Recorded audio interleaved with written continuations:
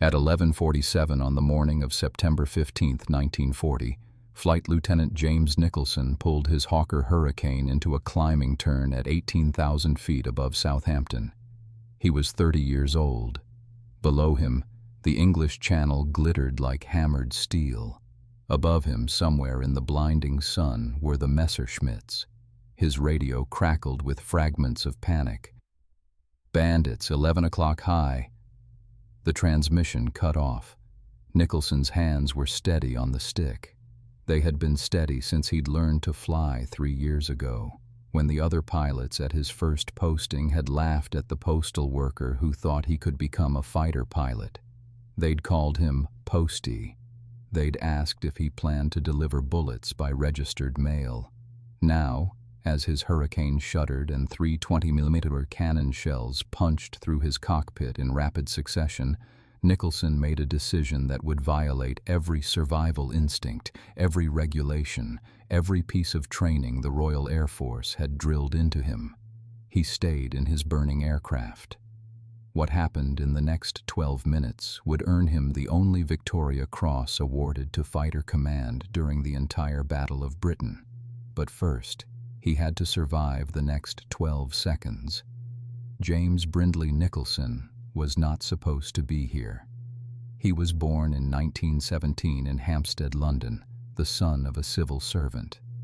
There was no military tradition in his family, no grandfather who'd served at Waterloo, no uncle who'd flown in the Great War.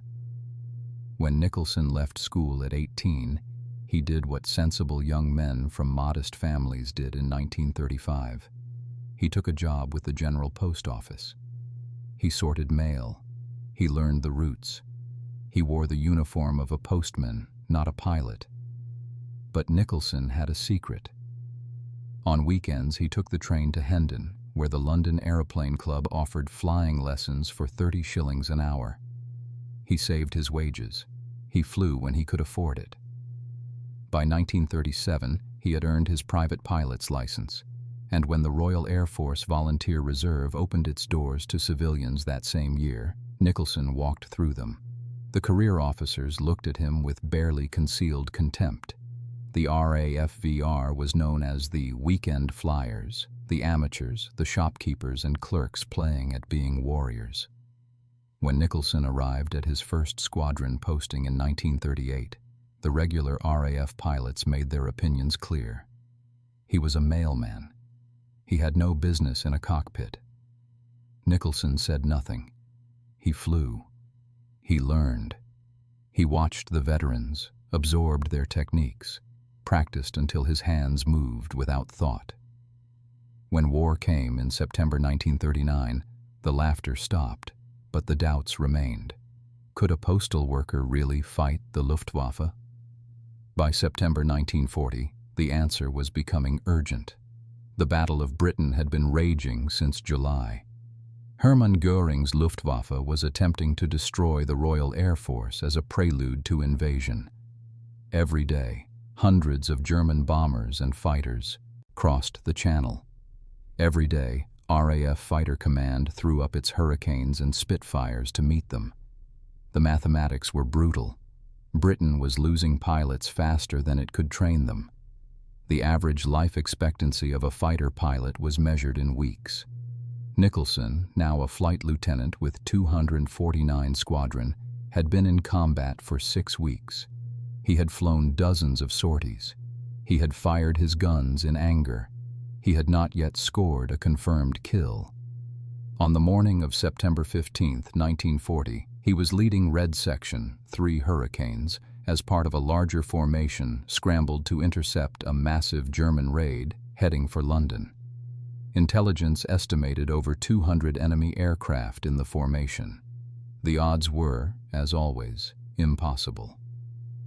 At 11:45, climbing through 15,000 feet, Nicholson spotted them, a formation of Messerschmitt Bf 110 heavy fighters, their twin engines glinting in the sun. The 110s were escorts for the bomber stream, and they were vulnerable if caught by surprise. Nicholson keyed his radio. "Red Section, follow me. We're going in." His wingmen acknowledged. Nicholson pushed the throttle forward, felt the Merlin engine surge, began his attack run. He never saw the Messerschmitt Bf-109s diving out of the sun behind him. If you want to see how a former postal worker, engulfed in flames and bleeding from 4 wounds, turned 12 minutes of agony into one of the most extraordinary acts of courage in RAF history, and why his story challenges everything we think we know about heroism, please hit that like button and subscribe to the channel. It helps us bring these forgotten stories to the people who need to hear them. Now, let's return to 11:47 on September 15, 1940, and the moment everything went wrong. The first shell hit Nicholson's Hurricane at the junction of the wing root and fuselage. The 20mm round fired from a Messerschmitt Bf-109 diving at over 400 miles per hour, punched through the aluminum skin, and detonated inside the ammunition bay. The explosion was contained, but the shockwave rattled every rivet in the airframe. Nicholson felt it as a hammer blow through his seat. His first thought was mechanical failure. His second thought vanished as the next 2 shells arrived. One struck the cockpit canopy frame. Plexiglass shattered. Metal fragments peppered Nicholson's left side. He felt impacts, sharp, hot, insistent, but no pain yet. The body's first response to trauma is disbelief. The third shell hit the instrument panel. The Hurricane's dashboard disintegrated. Dials exploded. The control column jerked in Nicholson's hands as hydraulic fluid sprayed across the cockpit. One fragment, later determined to be a piece of the altimeter, embedded itself in his right thigh. Another opened his left foot from ankle to toe.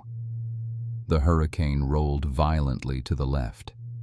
Nicholson fought the stick, barely registered the Messerschmitt 109 flashing past his canopy, the black crosses on its wings impossibly close. The German pilot had made a perfect bounce. Sun behind him, diving attack, 3-second burst, then away before the victim could react. Textbook, lethal. The Hurricane was finished. Except Nicholson didn't bail out. His training said, aircraft hit, controls damaged, cockpit compromised, abandon immediately. His instinct said, you're at 18,000 feet. The parachute is right behind you. Pull the canopy release and go. But Nicholson looked forward through his shattered windscreen and saw something that changed the equation. A Messerschmitt Bf-110 was crossing his nose, left to right, range approximately 400 yards. The twin-engine fighter was in a gentle turn, apparently unaware of Nicholson's Hurricane. The 110 was vulnerable. Its rear gunner was facing the wrong direction. Its pilot was focused on the bomber stream ahead. Nicholson had never scored a confirmed kill. 6 weeks of combat, dozens of encounters, ammunition expended, claims filed, but no wreckage found, no confirmation granted. The bureaucracy of aerial warfare was precise. Without a witness or physical evidence, you got a probable or a damaged, not a kill. This Messerschmitt was 400 yards away. Closing angle was good, deflection was minimal. The Hurricane's guns, 8 .303 Browning machine guns, 4 in each wing, were undamaged. The gun sight was cracked but functional. Nicholson made his decision in the space between heartbeats. He pushed the throttle forward and turned into the attack. This was when the fire started. The Hurricane's fuel tank was located directly in front of the cockpit. A 97-gallon reservoir of high-octane aviation fuel separated from the pilot by a thin metal firewall. One of the German cannon shells had punctured this tank. Fuel was now spraying across the hot engine, and when it ignited, the flames came backward into the cockpit with the eagerness of a living thing. Fire in an aircraft is not like fire on the ground. On the ground, fire rises. In an aircraft, fire goes wherever the airflow takes it. And at 18,000 feet, traveling at 300 miles per hour, The airflow was coming straight into Nicholson's face. The flames wrapped around his legs first. His flight suit was canvas and leather, designed for cold, not heat. It began to burn immediately. Nicholson felt the fire reach his hands on the control stick. The leather of his gloves started to smoke. He could still bail out. The canopy release was above his head. One pull, one push, and he'd be falling free into clean air. 3 seconds, maybe 4, and he'd be safe. The Messerschmitt was now 300 yards away. Nicholson lined up his shot. The Hurricane was responding to his controls, but sluggishly. Hydraulic pressure was dropping. The stick felt mushy, imprecise. He compensated, added a touch of right rudder, watched the Bf-110 drift into his gun sight's center ring. The fire reached his face. His oxygen mask began to melt. He could smell his own hair burning, a sweet, sick odor that would haunt him for the rest of his life. The pain arrived then, not gradually, but all at once, a wall of agony that made his vision narrow and his hands shake. 200 yards. Nicholson's thumb found the firing button on the control stick. The button was hot. The metal was conducting heat from the flames. He pressed it anyway. All 8 Brownings opened fire. The Browning 303 was not a powerful weapon by 1940 standards. The Germans had 20mm cannons. The British had rifle-caliber machine guns. But what the Browning lacked in punch, it made up for in volume. Each gun fired at 1,150 rounds per minute. 8 guns meant over 9,000 rounds per minute, a stream of metal so dense it looked like a solid bar of light. Nicholson held the button down for 3 seconds. In that time, his Hurricanes fired approximately 460 rounds. At 200 yards, in clear air, with minimal deflection, 460 rounds was enough. The first bullets hit the Messerschmitt's left engine. Coolant sprayed. The propeller stuttered. More rounds walked across the fuselage, punching through the thin aluminum skin, finding the fuel tanks, the control cables, the hydraulic lines. The Bf-110's rear gunner, who had been facing backward, scanning for threats, never had time to turn around. The Messerschmitt's left wing folded upward. The aircraft rolled inverted and began to fall, trailing smoke and pieces of cowling. Nicholson watched it go, watched it tumble through 17,000 feet, 16,000, 15,000. He watched until he was certain. Confirmed kill. Finally. Then he tried to bail out. This was when Nicholson discovered that the fire had melted his parachute harness. The harness was made of canvas webbing and metal buckles. The buckles were now too hot to touch. The webbing had partially fused to his flight suit. When Nicholson reached for the canopy release, his burned hands couldn't grip it properly. When he tried to stand, to push himself out of the cockpit, his wounded leg collapsed. He fell back into his seat. The flames surged higher. His hands were black now, the skin hanging in strips. His face felt like it was pressed against a hot stove. He couldn't see out of his left eye. Whether from blood or swelling, he didn't know. The Hurricane was still flying. The Merlin engine was still running. The controls still responded barely. Nicholson made his second decision. If he was going to die, he would die taking more of them with him. He looked around the sky. His vision was tunneling, narrowing to a small circle of clarity surrounded by darkness. The pain was so intense it had become almost abstract, a distant roaring that his mind was starting to disconnect from. There, another Messerschmitt. This one was a Bf-109, a single-engine fighter, faster and more agile than the Hurricane. It was above him, perhaps 1,000 feet, circling, watching. The German pilot had probably seen Nicholson's Hurricane burning and was waiting for the bailout, the white parachute blossoming against the blue sky. Nicholson turned toward it. The Hurricane's controls were barely responding now. The The fire had reached the control cables. The stick moved through treacle, every input delayed, imprecise. Nicholson climbed anyway, trading airspeed for altitude, coaxing the dying aircraft upward. The Messerschmitts saw him coming. The German pilot probably couldn't believe it. A burning hurricane, trailing smoke like a comet, climbing to attack. It was insane. It violated every rule of aerial combat. The Bf-109 turned to meet him. What followed was not a dogfight in the traditional sense. Nicholson's Hurricane could barely maneuver. The German had every advantage: speed, altitude, position, an undamaged aircraft.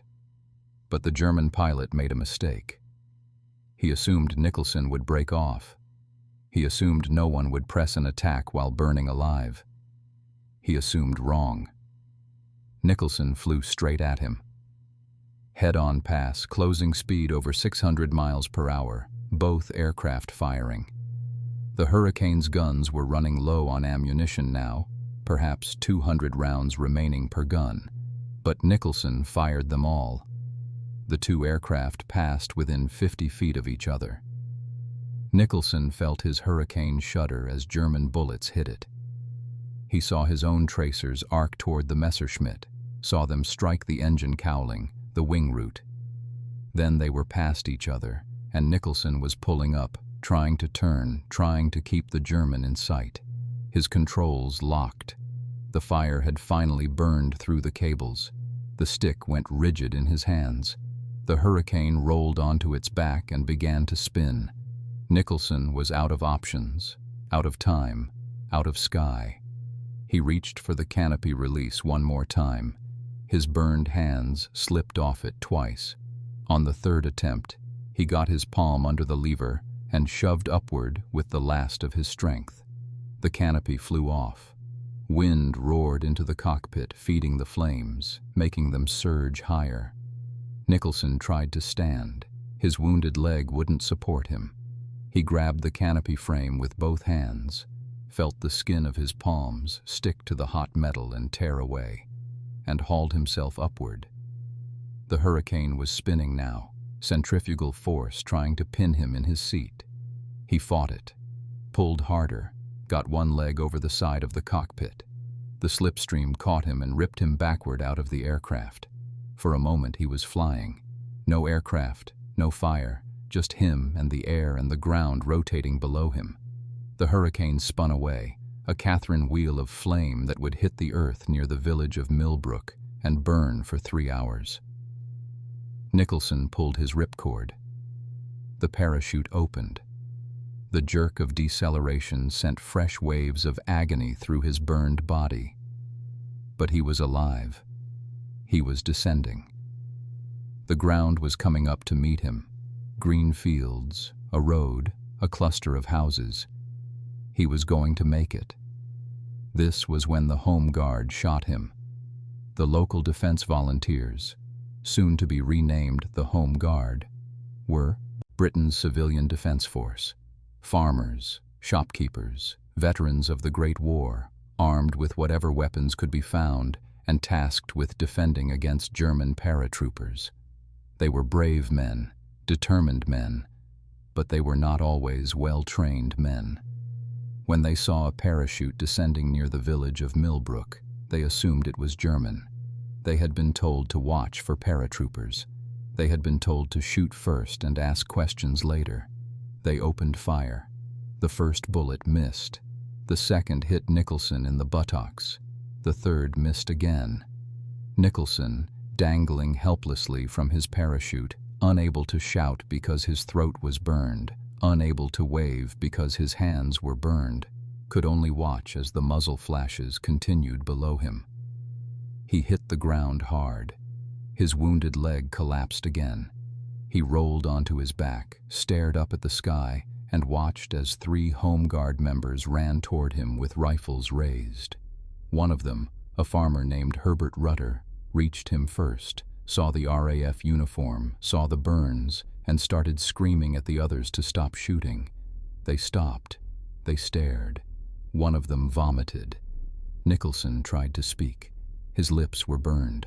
His tongue was swollen. What came out was a croak. Hurricane. RAF.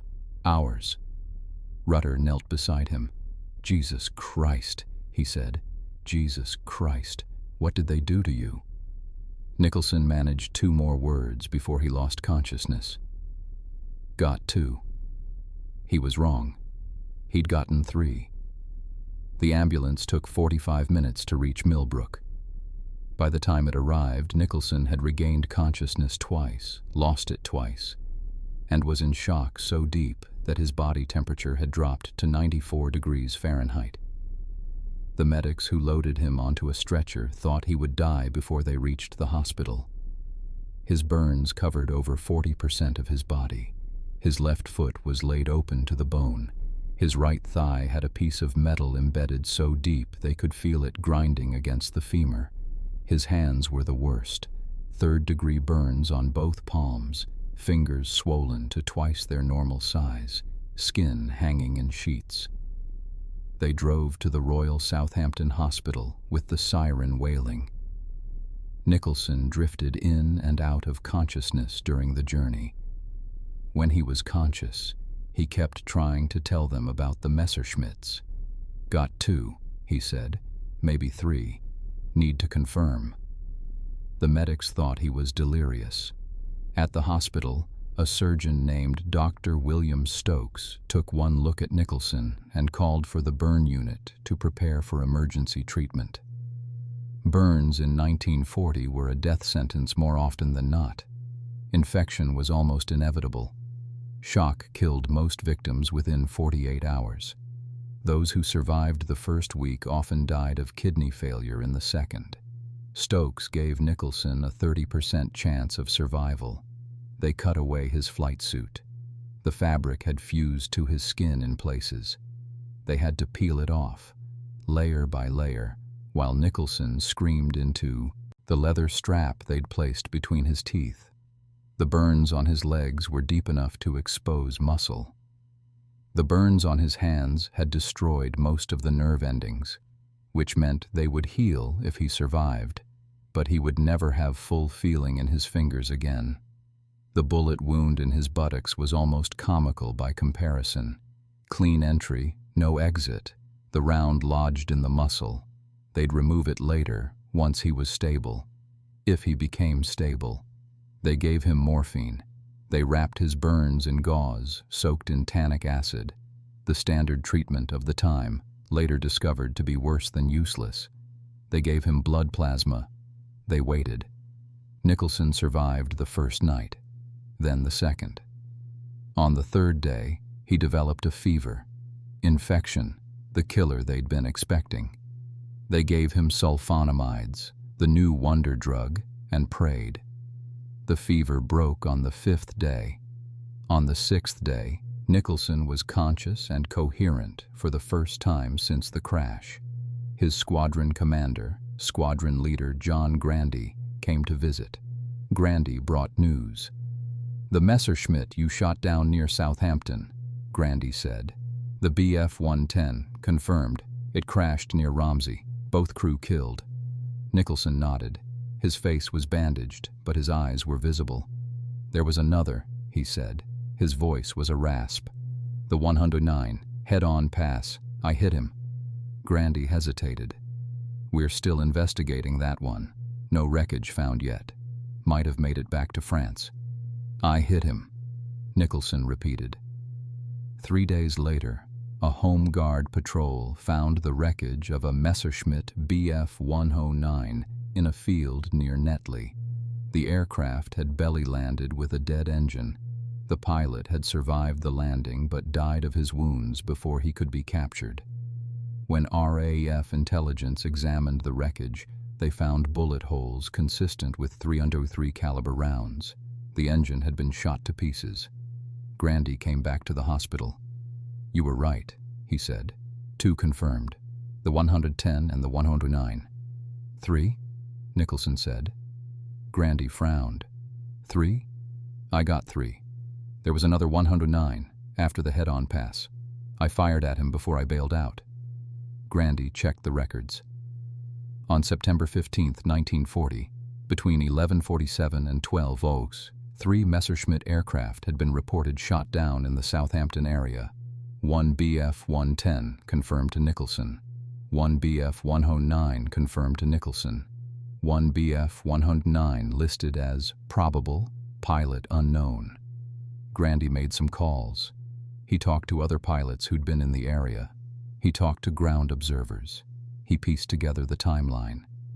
The 3rd Messerschmitt had crashed into the channel, 5 miles off the coast. The pilot had bailed out, but drowned before rescue arrived. No one had been able to confirm who shot it down. Until now. Grandy came back to Nicholson's bedside one more time. 3, he said. 3 confirmed, in 12 minutes while on fire. Nicholson closed his eyes. Good, he said. Then, did anyone else get out? From Red section, Grandy's face went still. No, he said quietly. You were the only one. Red section had been wiped out in that first bounce. Nicholson's 2 wingmen, Pilot Officer Michael Stevens and Sergeant Harry Newton, had both been shot down in the initial attack. Stevens had died in his cockpit. Newton had bailed out, but his parachute had failed to open. Nicholson had been the only survivor because he'd been the only one who'd fought back instead of trying to escape. The mathematics of that realization would haunt him for years. On October 15, 1940, exactly 1 month after the engagement, a notice appeared in the London Gazette. Flight Lieutenant James Brindley Nicholson had been awarded the Victoria Cross, Britain's highest decoration for valor. The citation read, "During an engagement with the enemy near Southampton on 15 September 1940, Flight Lieutenant Nicholson's aircraft was hit by cannon shell from an enemy aircraft, wounding him and setting his aircraft on fire. Whilst endeavoring to leave his blazing aircraft, he sighted an enemy fighter. He immediately attacked, shot it down, and only then bailed out, suffering severe burns. Flight Lieutenant Nicholson has displayed courage and determination of the highest order." It was the only Victoria Cross awarded to Fighter Command during the entire Battle of Britain. Out of 2,927 pilots who flew in the battle, Nicholson was the only one deemed to have performed an act of valor extraordinary enough to warrant the highest honor. The irony was not lost on him. "I got the VC," he told a friend later, "because I was too slow to bail out." But that wasn't true, and everyone who read the citation knew it. Nicholson had stayed in his burning aircraft because he'd seen an opportunity. He'd pressed his attack because he was a fighter pilot, and fighter pilots fight. He'd gotten 3 kills in 12 minutes, not despite his injuries, but because he'd refused to let them stop him. The postal worker they'd mocked had become the only Victoria Cross recipient in Fighter Command history. They were all wrong. James Nicholson spent 4 months in the hospital. The burns healed slowly, leaving scars that would cover his body for the rest of his life. His hands recovered most of their function, but the nerve damage was permanent. For the rest of his life, he would have difficulty feeling temperature in his fingers. He would pick up a hot cup of tea and not realize it was burning him until he smelled his own skin. The bullet wound in his buttocks became a source of dark humor.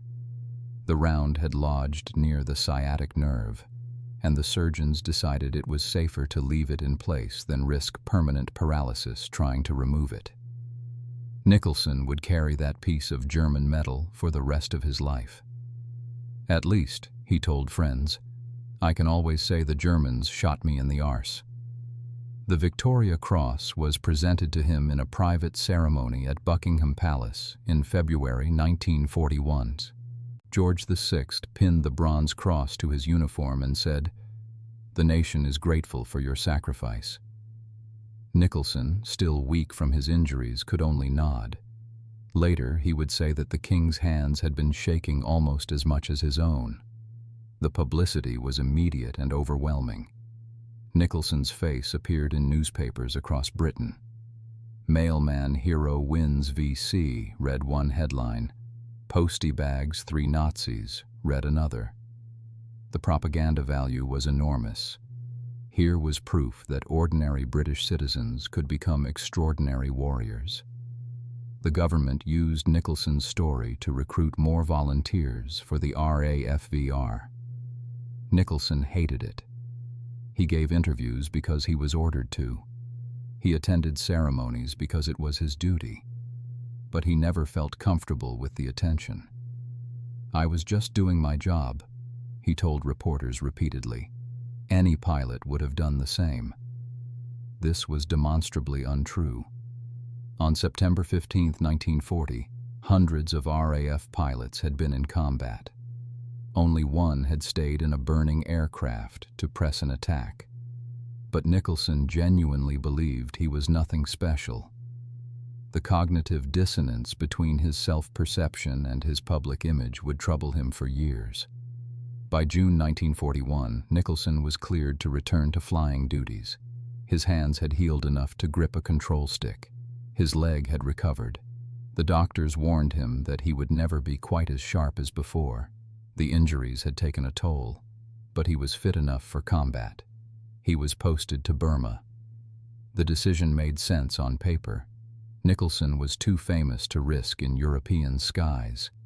If the VC recipient was shot down over France, the propaganda blow would be severe. But in the Far East, fighting the Japanese, he could still serve without the same political risk. Nicholson arrived in Burma in March 1942, just as the Japanese invasion was reaching its peak. He was given command of 27 Squadron, flying Hawker Hurricanes, the same aircraft he'd burned in 2 years earlier. The irony was not lost on him. The Burma campaign was brutal. The Japanese had air superiority. The RAF squadrons were outnumbered, outgunned, and operating from primitive airfields carved out of jungle. Nicholson flew daily missions: ground attack, bomber escort, reconnaissance. He was shot at dozens of times. He never scored another confirmed kill. In May 1942, during the British retreat from Burma, Nicholson's Hurricane was hit by ground fire near Mandalay. The engine failed. He crash-landed in a rice paddy and walked away with minor injuries. It was his second crash, his second survival. His luck was holding. But luck runs out. In 1945, Nicholson was promoted to wing commander and posted to India. He was no longer flying combat missions. His injuries and his rank had moved him to staff work. But he still flew regularly, ferrying aircraft, conducting inspections, staying current. On May 2, 1945, 1 week before Germany surrendered, Nicholson boarded a B-24 Liberator bomber for a routine flight from India to Burma. The aircraft was carrying 14 passengers, mostly RAF personnel. The weather was clear. The flight should have taken 3 hours. At 14:30, the Liberator's number 3 engine caught fire. The pilot, Flight Lieutenant R.W. Thompson, attempted an emergency landing. The aircraft was too heavy. The engine fire spread to the wing. At 2,000 feet, Thompson ordered everyone to bail out. Nicholson was the last to jump. He made sure every other passenger had gone first. Then he went to the door, checked his parachute, and stepped out into the sky over the Bay of Bengal. His parachute opened. He descended toward the water. A rescue launch from a nearby base saw him coming down and started toward him. They never reached him.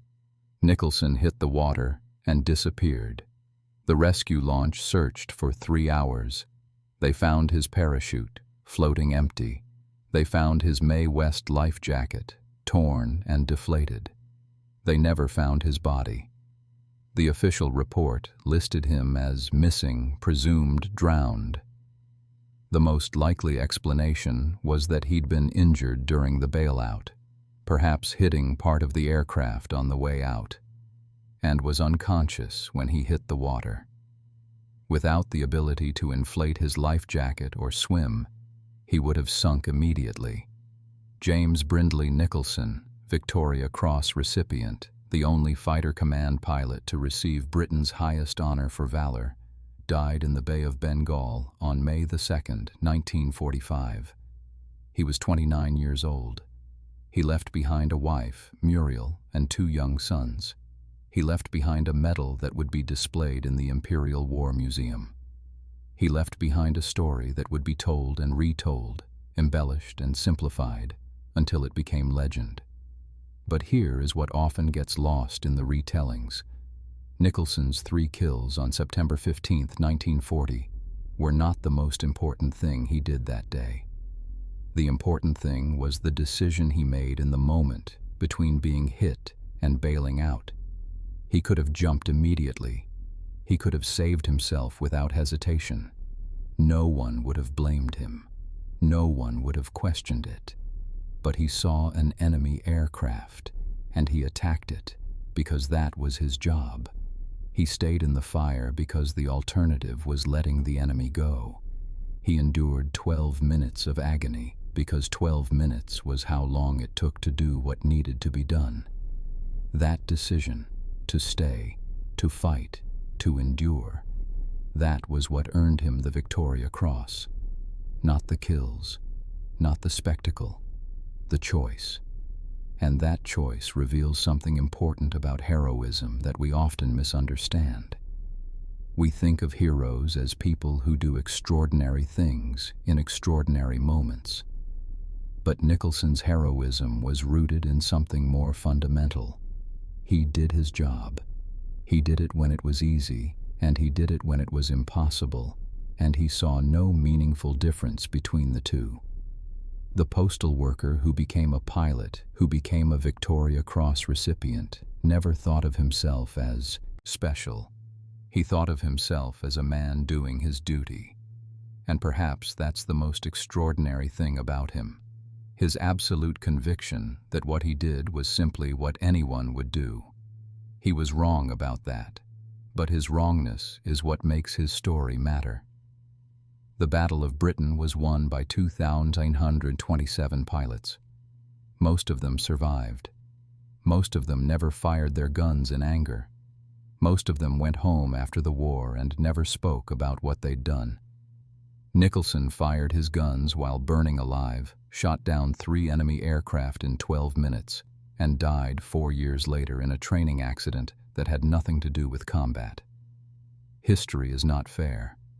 History does not reward the deserving or punish the guilty with any consistency. History simply records what happened and leaves us to make sense of it. What happened on September 15, 1940, was that a man named James Nicholson chose pain over safety, duty over survival, and in doing so became the embodiment of everything Fighter Command stood for during Britain's darkest hour. What happened on May 2, 1945, was that the same man died in a routine accident. His body never recovered, his death barely noted in the newspapers that had once celebrated him as a hero. Both of these things are true. Both of them matter. And the fact that they don't make sense together is precisely why we need to remember them. James Nicholson's Victoria Cross is displayed in the Imperial War Museum in London. If you visit, you can see it behind glass. A bronze cross, suspended from a crimson ribbon, engraved with the words, "For Valor." Next to it is a small placard with his name, his rank, and the date of his action. What the placard doesn't tell you is that Nicholson never wanted the medal. What it doesn't tell you is that he spent the last 4 years of his life trying to live up to a moment he didn't think was extraordinary. What it doesn't tell you is that he died doing exactly what he'd always done, making sure everyone else got out first. This channel exists to tell the stories that the placards leave out. The stories of people like James Nicholson, who were mocked for their backgrounds, dismissed for their lack of pedigree, and then proved everyone wrong in the most dramatic way possible. But we can only tell these stories if you help us. Every like, every subscription, every comment telling us that these stories matter. That's what keeps channels like this alive. The algorithm doesn't care about history, it cares about engagement. And engagement is how we make sure that men like James Nicholson don't disappear into silence. So if this story moved you, if it taught you something, if it made you think about courage in a new way, please hit that like button. Please subscribe. Please share this video with someone who needs to hear it. And if you want to go deeper, if you want to learn more about the Battle of Britain, about the men who flew Hurricanes and Spitfires against impossible odds, check out our playlist on Fighter Command. We've covered dozens of stories like this one. Ordinary people doing extraordinary things because it was their job. Leave a comment telling us what you think. Tell us if you've heard of James Nicholson before. Tell us if you know other stories like this that deserve to be told. This channel is a community, and your voice matters. Thank you for watching. Thank you for remembering. Thank you for making sure that a postal worker from Hampstead, who learned to fly on weekends and became the only Victoria Cross recipient in Fighter Command history, doesn't become just another name on a placard. James Brindley Nicholson stayed in his burning Hurricane because he had a job to do. The least we can do is make sure his story stays alive. Until next time, keep history alive.